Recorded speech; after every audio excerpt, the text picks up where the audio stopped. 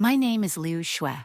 I was born in the alleys of Beijing where the old brick walls still hold the secrets of the past. People think that betrayal comes suddenly, like a storm, loudly and destroying everything. But in my life, it came very quietly, in the form of my mother's second marriage. She left my father and me and went to America. Years later, I too followed her, but not with a daughter's love. Rather with those questions and that fire of revenge which will not shed blood, only reveal the truth. Before you listen to this story completely, tell me, where are you listening to it from? Do write in the comments. Beijing winters are always harsh. That night too, the wind was piercing into the bones. But in my room, it was colder than that. The cold of the silence spread between my mother and father. Mother was packing the suitcase. Every piece of clothing was folded so carefully, as if she had been rehearsing this for years. She said she was leaving for a better future.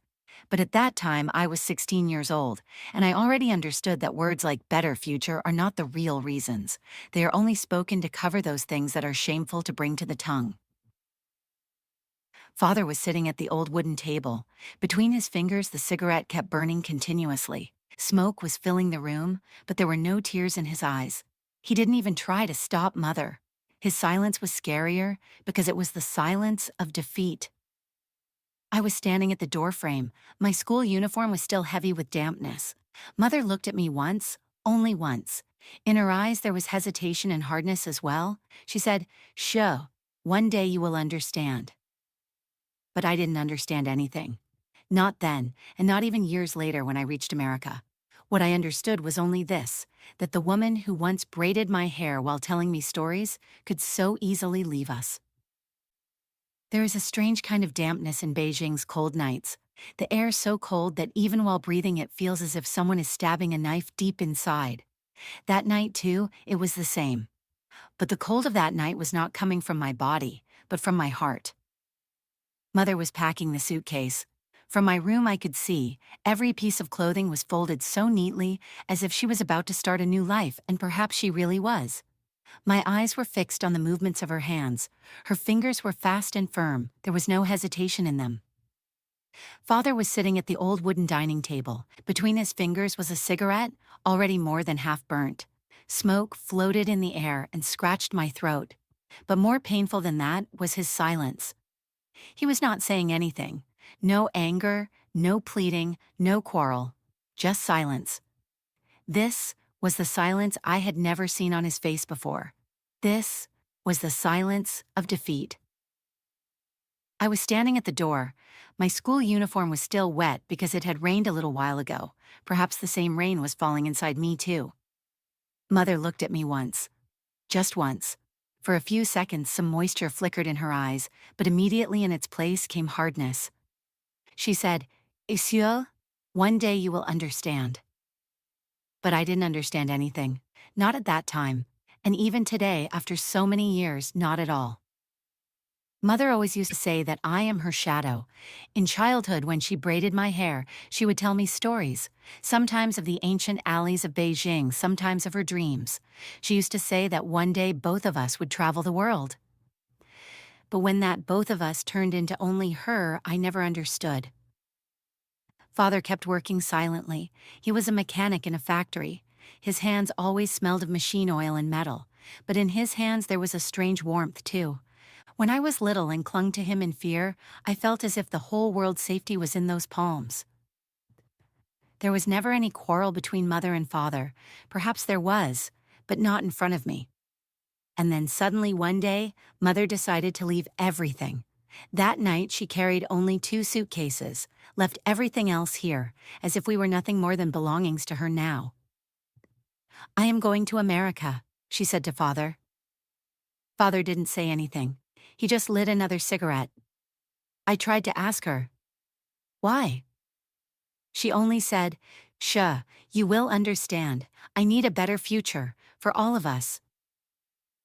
But if it was for all of us, then why did she leave us behind? She didn't look at Father. She looked at me just once, then the door closed. The sound of that door still echoes in my ears today, as if someone had locked my childhood from the inside. After Mother left, the walls of our house grew thicker. Father became even more silent.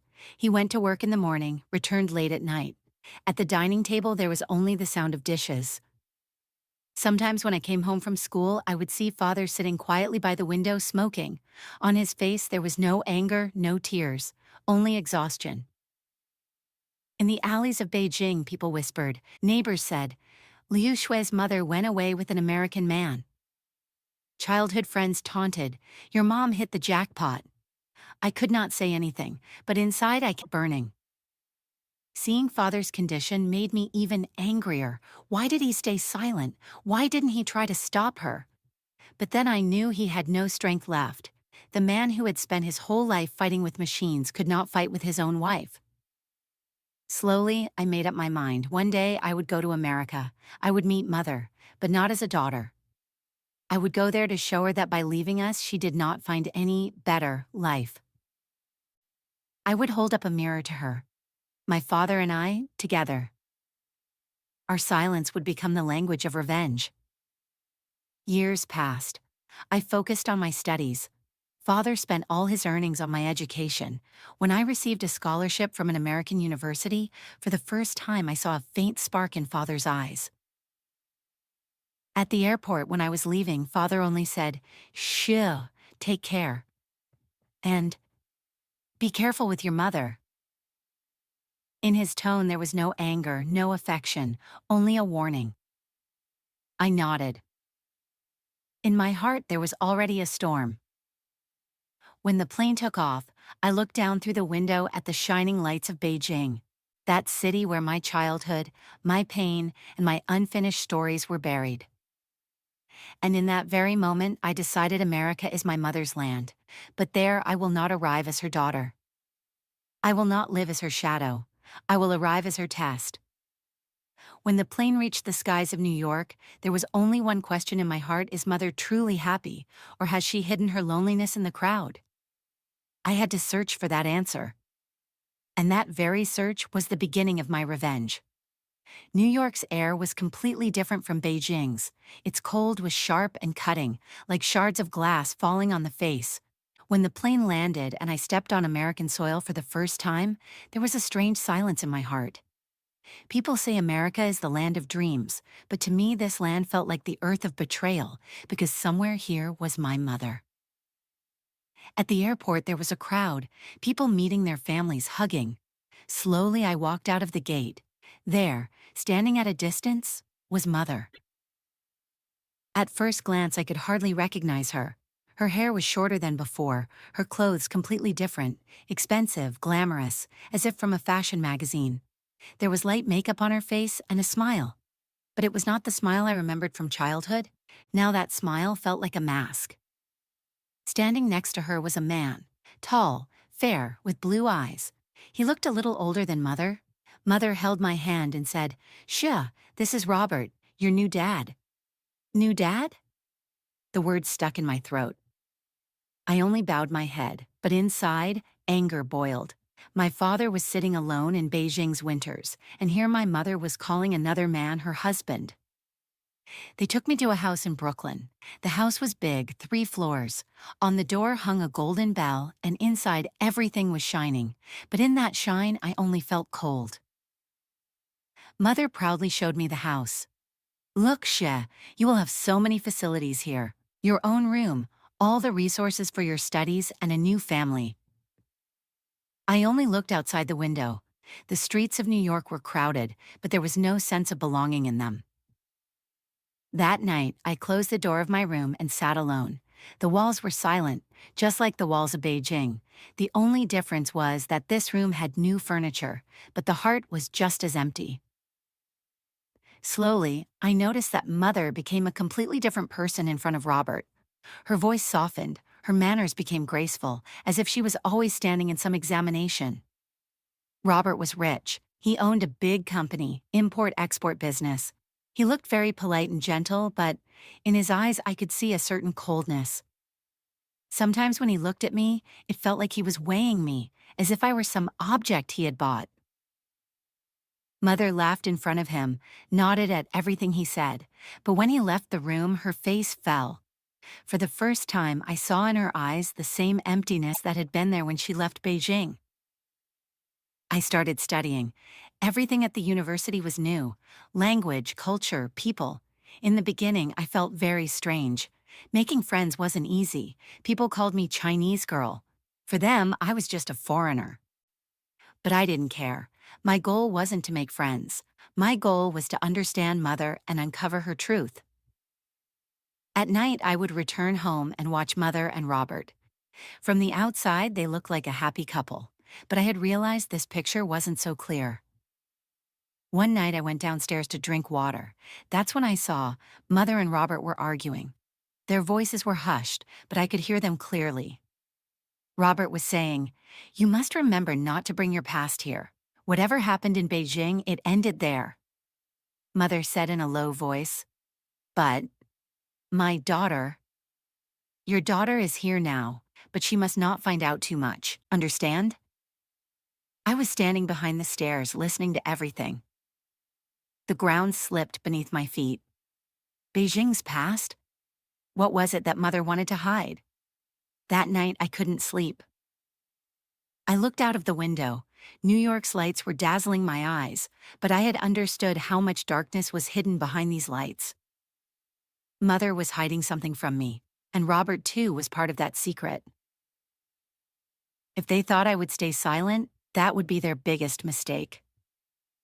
I swore to myself I would remove every curtain in this house, uncover every secret, and make Mother realize that the daughter she had abandoned would become her greatest test. A few days later, I found an old envelope in Mother's wardrobe. It had a Beijing address written on it, our old house. The envelope was sealed, but it felt heavy. I touched it, and at once felt that among all the secrets buried in the foundation of this house, the first one was in my hands. But the question was, would I have the courage to open that envelope? The room was dark. Only faint streetlight from New York was lighting it through the window. My fingers were resting on that old envelope as if there was a heartbeat inside it. That envelope was hidden in Mother's wardrobe. Maybe she thought I would never have the courage, but she didn't know me. Slowly, I opened the envelope. Inside were old papers, some photographs, some letters. The first photograph was of my house in Beijing, the same broken walls, the same red door. The picture didn't look too old. In the second photograph, there were me and Father. I was probably 10 years old, and on the back of that photograph, written in English, "Keep her away from America." I shivered. Who had written this? And why?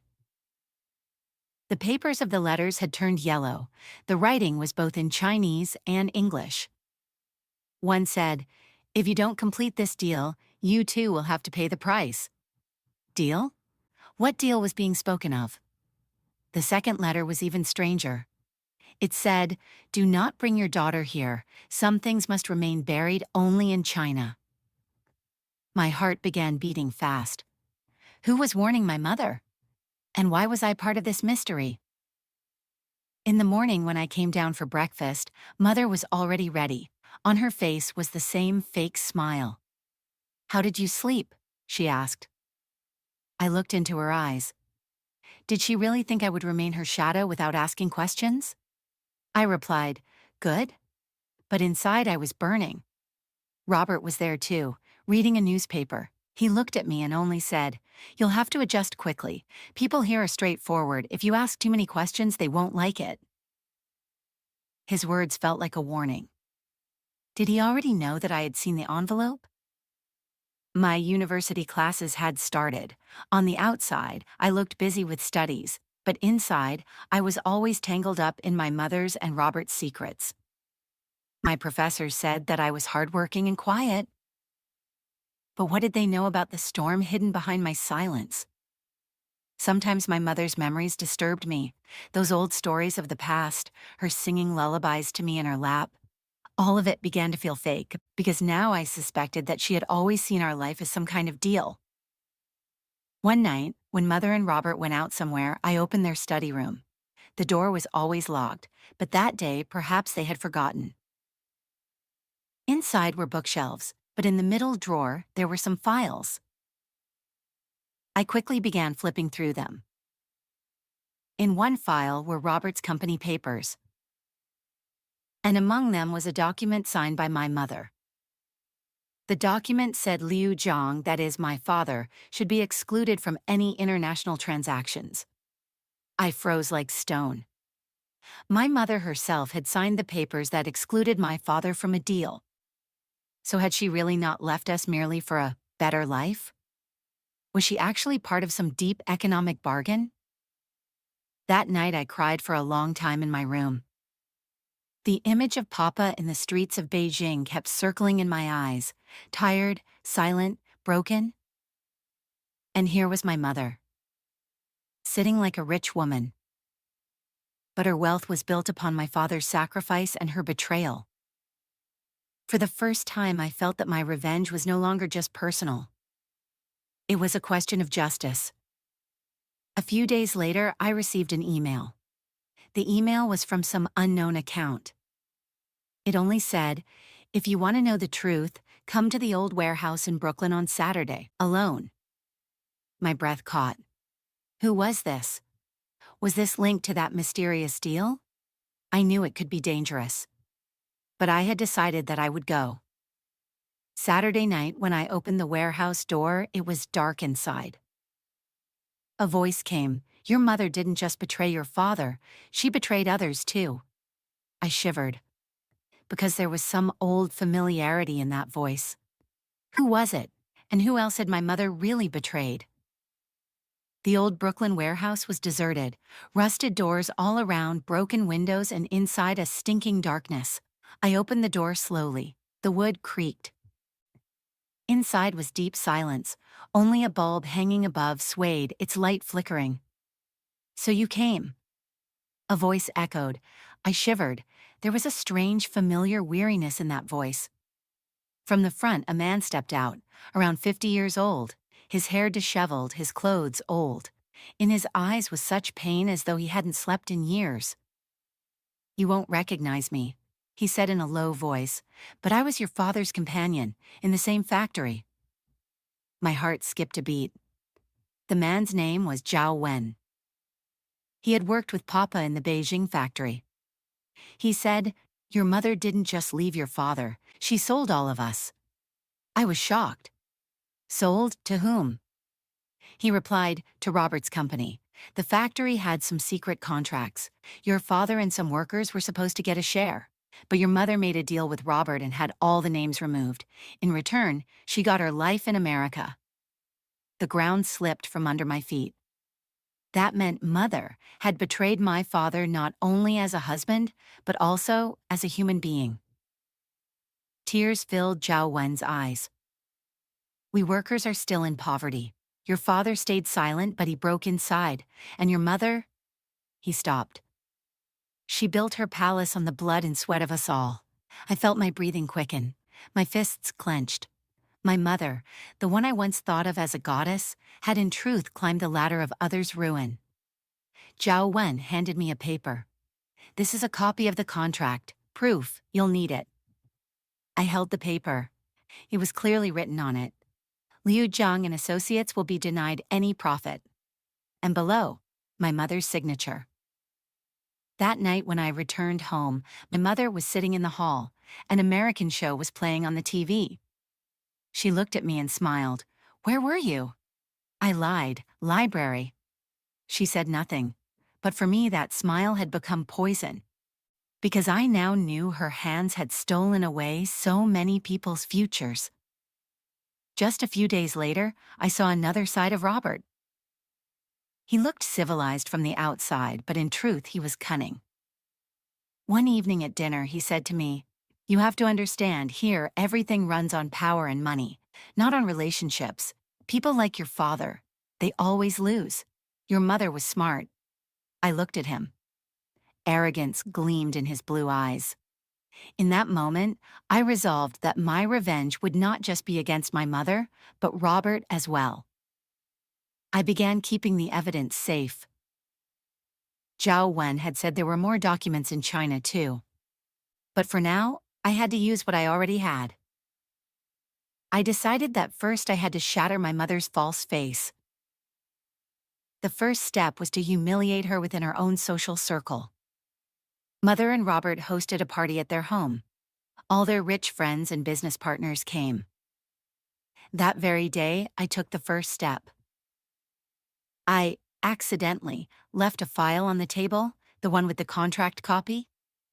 In the middle of the party, as people were talking, suddenly one guest's eyes fell on the file. He picked up a page and read it. What is this? The workers' names have been erased, and the signature? People stared at my mother in shock. Her face turned pale. Her smile vanished. Robert quickly snatched the file and said, "This is an old draft. It doesn't matter." But the whispers that had begun were not going to stop. After the party, my mother came into my room. Her eyes carried both anger and fear. "Did you put that file there?" she asked through clenched teeth. I acted innocent. "Which file?" Her eyes trembled. She said nothing and left the room. But I knew the first strike had landed. Now questions had started to rise among her friends and partners. That night, looking out the window, I smiled. The first step of my revenge was complete. But just then, a new email appeared on my phone. "If you want to know the truth, hurry. Your mother is plotting against you." I stared at the screen. Was my mother now plotting to erase me? That night, the email I received on my phone stole away my sleep. "Your mother is plotting against you." I kept staring at the screen for a long time. Who was this, pushing me again and again toward the truth? And Mother? Was she really determined to erase me? The next morning when I reached the breakfast table, the atmosphere was strange. Mother was trying to look normal, but dark circles hung under her eyes. Robert was reading the newspaper, but there was a mocking smile on his lips. "Xue," Mother said, "you need a little more time to adjust here. Why don't we send you to another university for a while, somewhere else?" I looked straight into her eyes. "You want me to leave here?" She was startled, then said, "No, I just want your focus to stay on your studies." But I had understood. She wanted me to stay away from her world. That evening, Robert came into my room. His gait was relaxed, but his eyes were sharp. "Listen, Xue," he said, "this country is new to you. If you want to stay here, you'll have to follow some rules. Your mother's past. It's better to forget it. Otherwise, trouble could arise for you." I replied softly, "Trouble? What kind?" He smiled and said, "The same kind of trouble your father could never escape." My breath caught. Was Robert threatening me directly? That night I couldn't sleep. My father's face kept circling before my eyes. His silence, his broken body. And now Mother and Robert wanted to push me down the same path. No, I couldn't stay silent. If they tried to erase me, I would erase their world instead, without shedding blood, but with wounds so deep they could never recover. The next day I went out under the excuse of the library, but I went straight to that warehouse. Zhao Wen wasn't there, but he had left another envelope for me. Inside were some email printouts. Between Robert and Mother. In one email, Robert had written, "If Liu Xue raises his voice too much, we'll have to use the police. Framing him will be easy." And Mother had replied, "I'll handle it. He'll never be able to speak." Tears welled up in my eyes. So Father had wrapped himself in silence because he had been threatened. And all of this had happened with my mother's help. That day I made up my mind I would strip my mother bare in the fake world she had created. I befriended the university's media club. There were a few students there interested in investigative journalism. I told them an anonymous story. A woman who betrayed her husband and workers to marry a rich American. They immediately showed interest. "Do you have evidence?" they asked. I smiled and said, "Soon I will." This was my first trap. If Mother and Robert tried to suppress me, I would deliver their secrets straight to the newspapers. Just a few days later, Mother called me. She closed the door and said in a low voice, "Xue, I know you're looking for something, but understand this isn't good for you. If you cling to the past, you won't survive here. I answered coldly. So is this what you call survival? Betraying others? Fear flickered in her eyes. She stayed silent for a few moments, then said, "You won't understand. One day, maybe you will." But I had already understood. She was only defending her own sins. Robert had now begun his direct attack. One day I received a notice that my university scholarship was in danger. Reason: questions on academic integrity. He started targeting me directly. Complaints even reached my professors at the university. Suddenly, strange transactions began appearing in my bank account. All this was to defame me. But Dad had taught me, keep evidence of every move. One day, that will become your weapon against them. I started taking screenshots, saving files. Step by step, their own trap was going to weigh them down. Slowly, I began to change the atmosphere at home. I would make small sarcastic remarks at Robert and Mom's words. Like even newspapers these days publish very interesting stories. Or, sometimes the weight of the past becomes too heavy, right? These little sentences began breaking Mom from the inside. She would often fall silent, and Robert's eyes would fill with rage. I enjoyed it. Their silence was my victory. Every night I talked to Dad. He gave me new strategies. Sometimes he would say, start doubting their friends. Sometimes, at their parties, just drop one question. I did exactly that. Once, at their high-profile party, I casually told a guest, "Did you know there are some irregularities in Robert's company's old accounts?" That was all it took. The rest was done by rumors. Slowly I saw. Fights began between Mom and Robert. They started looking at each other with suspicion. At night, I could hear arguments from their room. And sitting in my room, I would think, this is just the beginning. But then I received a new email. You think you're winning, but the real secret hasn't even surfaced yet. My hands trembled, because it meant there was still a lot I didn't know. On the laptop screen, the email glared back at me. You think you're winning, but the real secret hasn't even surfaced yet. Along with it was a PDF attachment. My heart started racing. I opened the file. Inside, there was only one line: the same warehouse in Brooklyn, Sunday evening. This time, don't run from the truth. I knew it wasn't without danger. But from everything I had seen so far, it was clear that Mom and Robert's story ran much deeper. On Sunday, I went there. Inside the warehouse, the same darkness. But this time, someone was waiting. A middle-aged man, deep wrinkles on his face. He spoke in Chinese. Your name is Xue, right? Liu Zhang's daughter? My feet froze. Who are you? He introduced himself as Joe. I was your father's old friend and your mother's biggest witness. Joe gestured for me to sit. Then he slowly began spilling the truth. In Beijing, your father had a project company. He was working on technology. His mind was brilliant. But then Robert and your mother came. They said, if he gave his research under their name, they would take him to America, make him big, give him fame. I asked in shock, then what happened? Your father refused. He said, this is my work. I want to keep it for my country. And that was his biggest mistake. Your mother secretly handed over that research to Robert. That very research is the foundation of their company today.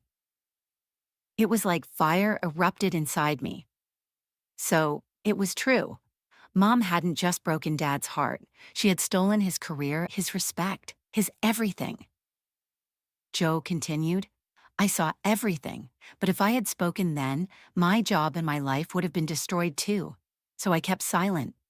But now, seeing you here, I feel the time has come. He gave me a pen drive. It has all the evidence, emails, contracts, transaction records. If you expose this, their game will end. I gripped the pen drive tightly. Now I had a weapon. That night, I overheard Mom and Robert's conversation at home. Robert was furious. Someone has leaked information to the media again. Your old contacts are betraying us now. If this gets out, everything will be over. Mother spoke in a trembling voice, but I only for you, because you told me to. Beyond that, she couldn't say anything. I felt the roots of Mother's guilt were now surfacing. The next week, I leaked a small part of the pen drive to the media. This time, one name came out openly. Robert Wilson's company suspected of international patent theft. In the streets of New York, this news spread. Robert's company's shares began to fall. Investors started backing out. And Mother. The dark circles under her eyes deepened. Her face no longer even looked recognizable in the mirror. Mother now often began asking me questions.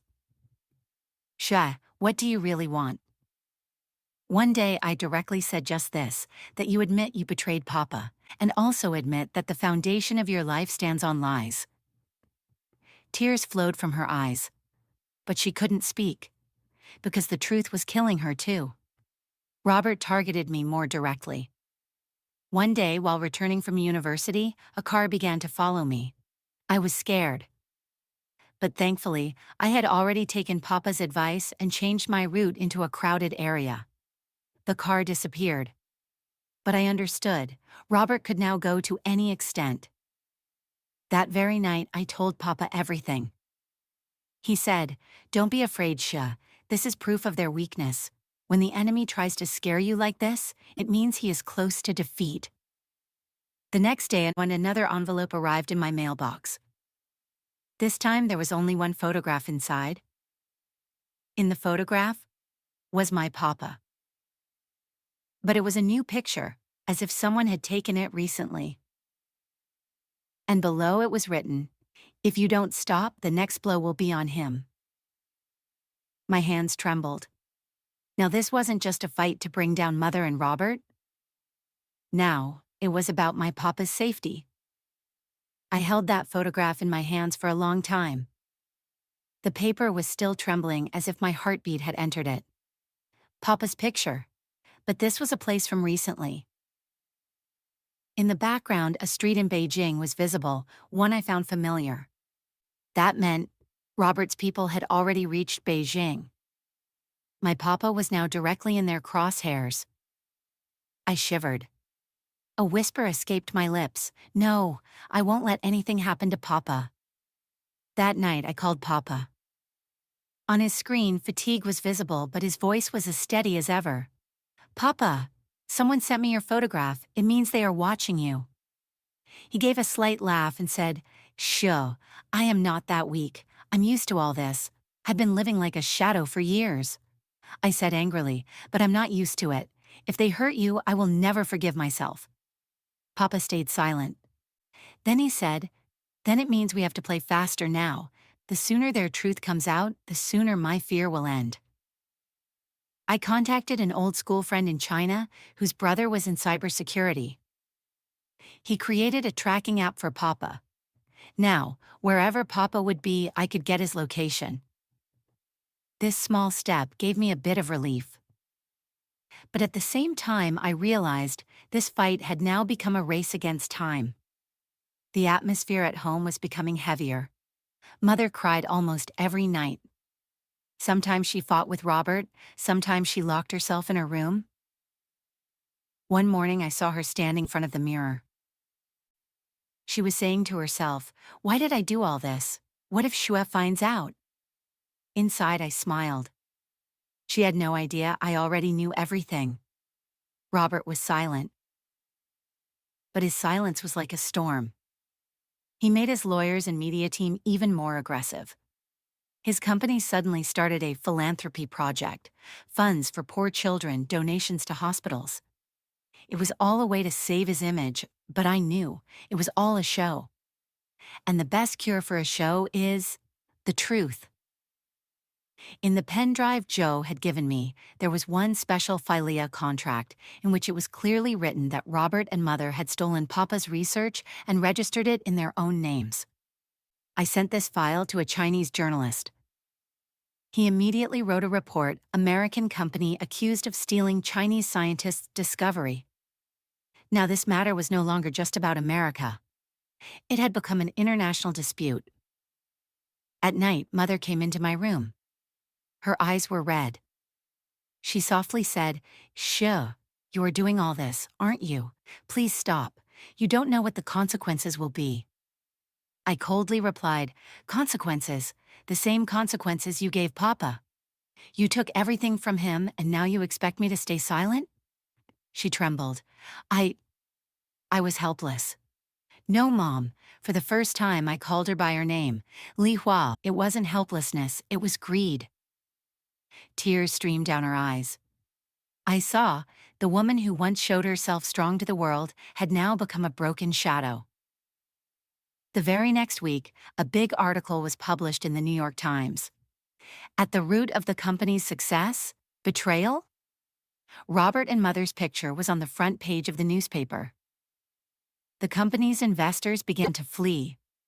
Their partners started canceling meetings. Robert, in anger, said to Mother, "All this happened because of you.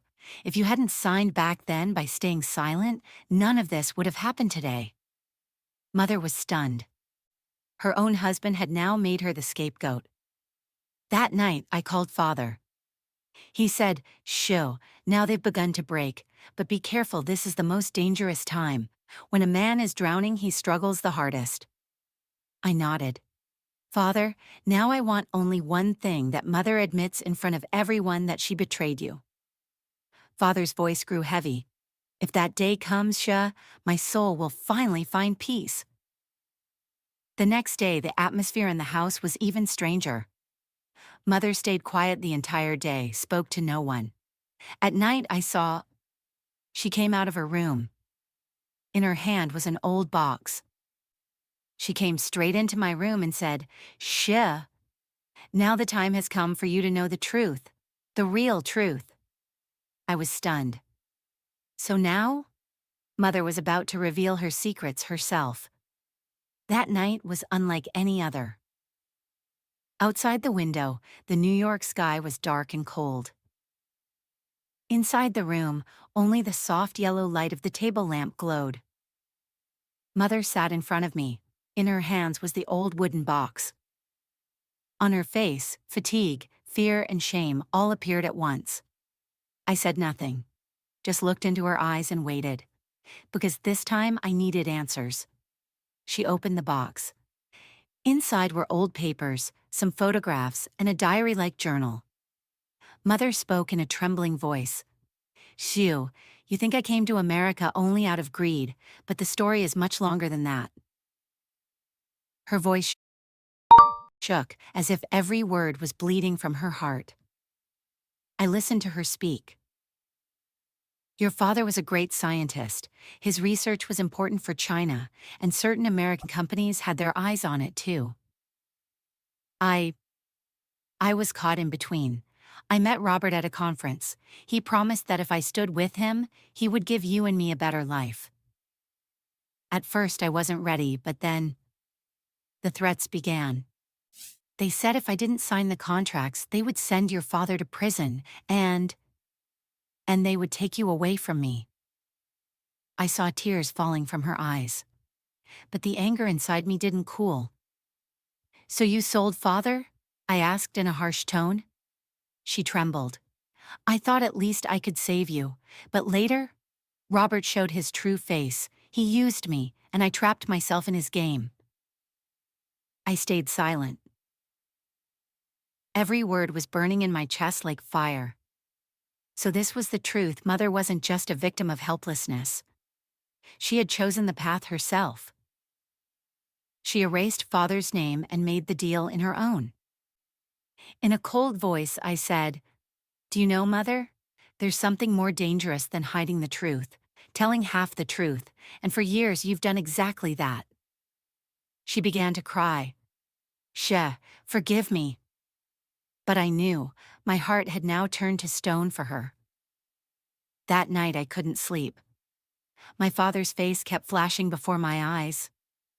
those calm eyes, which had never known how to deceive. And my mother, who had not only betrayed us, but also herself. I made up my mind now the final strike had to be made. A blow so strong that both Robert and my mother's false world would collapse. Inside my mother's box was the diary where every detail was recorded when she signed, on which dates, meetings were held, who all were present. That diary was a gold mine? I took photos of it and stored them in a secure folder. Now I had 3 pieces of evidence: the pen drive, which Joe gave me, the contract file that created chaos in the media, my mother's diary, her own confession. With these 3 combined, I could destroy them completely. I sent copies of the diary to a trusted journalist. He said, "This is clear fraud and corporate forgery. If this gets published, Robert and his wife, your mother, will lose all their reputation." I replied coldly, "That's all I want." The next day, my mother came to me. Fear was written all over her face. "Xue, you did something, didn't you? The media is calling me. Please, I beg you, stop."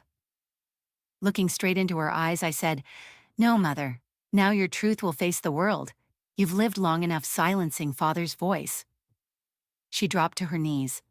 "Xue, I am your mother."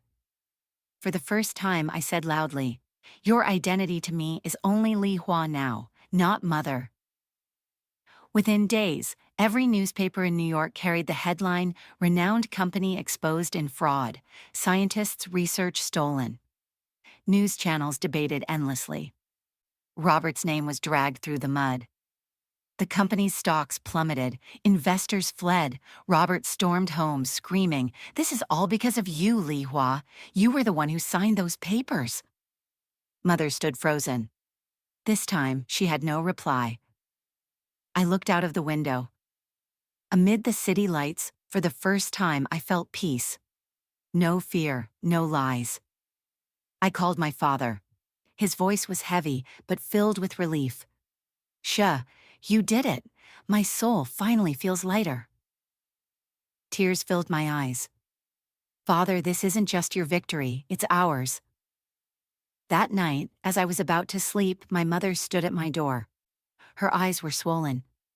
She whispered, "Xue, you have destroyed me. But remember, revenge is never complete." I remained silent. But inside, a question echoed, was my revenge really complete? Or was another layer still left? It was a cold New York morning. Snow was falling gently outside the window, but inside my room, everything was still. I looked at my face in the mirror. That face now looked like my father's. Lines of struggle and fatigue, but also a strange calmness in the eyes. Last night's words of my mother still echoed in my ears. Revenge is never complete. 3 weeks had passed. Robert and my mother's names still hadn't disappeared from the news channels. Their disgrace was everywhere. Journalists crowded outside Robert's office. Police investigations had begun. Several major contracts were canceled. Mother had locked herself inside the house. She met no one, stepped outside for nothing. Her face always carried the same question: has my own daughter become my biggest enemy? Through it all, my father's calls became my strength. Every night we talked for hours. "Xue," he would say, "what you did wasn't just revenge, it was justice.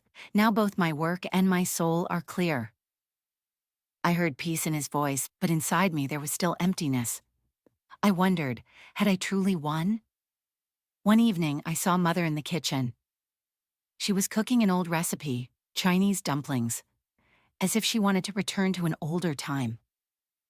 She looked at me and whispered, "Xue, forgive me. I know I am guilty beyond measure, but don't forget, I am the same woman who gave you birth." I looked into her eyes. Those eyes were now filled only with remorse. Inside me, anger was replaced with an odd exhaustion. I gave no reply. I simply walked away. That night, I sat on the roof. New York's lights sparkled, but inside me there was only darkness. Father had always said that truth was the greatest strength. I had revealed the truth. But looking at my mother's broken state, another question arose: does truth always set everyone free? Or can truth sometimes become the greatest prison? A few days later, Mother came into my room. In her hands was the same wooden box. She handed it to me and said, "This is yours now. It holds all my secrets. I give it to you so that you never expect lies from me again." I took the box, but the only words on my lips were, "Now I am less your daughter, more your witness." Pain etched even deeper into her face. She walked away silently. I video called Father. He tried to smile, seeing me. "Xue, it's time you start living your life. The revenge is done. Leave it behind now." I nodded. "Yes, Father. From now on, I'll only remain your daughter. I will live not in the fire of revenge, but in your memories and your strength." At that moment, the burden inside me felt a little lighter. I decided to complete my studies and carry forward Father's unfinished research. My fight would no longer be against people, but against time and truth itself. Mother stayed silent in a corner of the house, but in my heart, hatred had turned into pity. She was broken, and perhaps that was her punishment. I opened my diary and wrote, "My name is Liu Xue. I came from the streets of Beijing to New York, carrying the fire of revenge. I exposed my mother and Robert's lies to the world. I cleared my father's name. But today I've realized revenge is never complete. It only changes the person. I have changed. Now I am the sole owner of my life.